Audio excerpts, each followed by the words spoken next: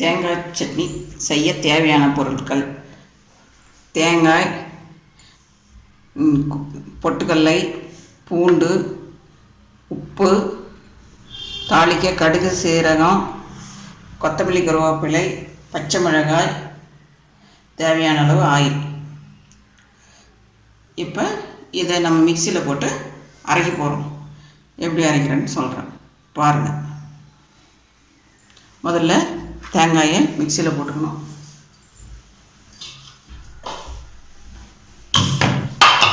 தேங்காயை மிக்சியில் போட்டுக்கணும். இதற்கு தேவையான உப்பு போட்டுக்கணும்.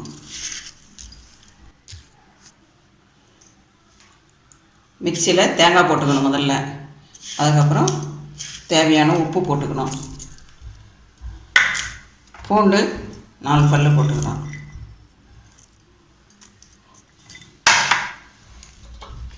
இரண்டு காரத்துக்கு அவங்கவுங்க தேவைக்கேற்ப காரம் கம்மியாக வேணும். 2 பச்சை மிளகா போதும்.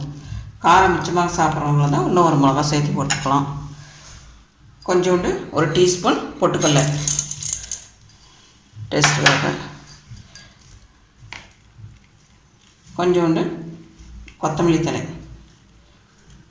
அனைத்தும் போட்டு மிக்சியில் அரைச்சி எடுக்கணும். இப்போ நான் மிக்சியில் அரைச்சி எடுத்துகிட்டு வரேன்.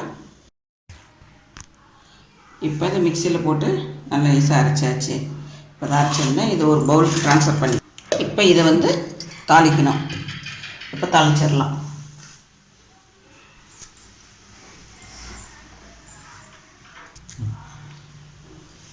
தாளிக்கிறதுக்கு பாண்டில் வச்சாச்சு. ஸ்டாண்ட்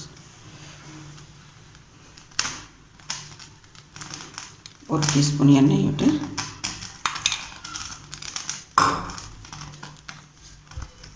எண்ணெய் ஊற்றியாச்சு. எண்ணெய் காஞ்சோடனே கடுகு, கடலைப்பருப்பு, உளுத்தம்பருப்பு எல்லாம் போட்டு தாளிக்கணும். இதில் கடுகு, கடலைப்பருப்பு, உளுத்தம்பருப்பு எல்லாம் இருக்குது. எண்ணெய் ஆயில் காஞ்சிடுச்சு. இப்போ இதில் போட்டு தாளிச்சிடணும். தாளிச்சிட்டு இது பொரிஞ்சோடனே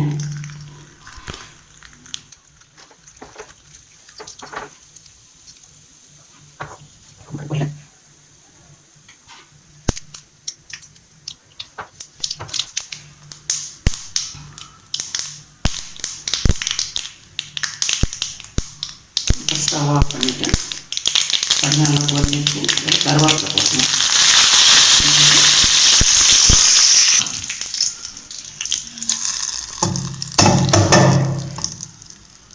இப்போ எல்லாம் போட்டு தாளிச்சு வச்சு பார்க்குறதுக்கு நல்லா இருக்குது. இது இட்லிக்கு, சப்பாத்திக்கு, அடை தோசைக்கு எல்லாத்துக்குமே யூஸ் பண்ணலாம். சாப்பிட்றதுக்கு ரொம்ப நல்லாயிருக்கும். அவங்க விருப்பத்துக்கு தகுந்த மாதிரி எல்லாம் எதுக்கு வேணாலும் தொட்டுக்கலாம். நல்லாயிருக்கும்.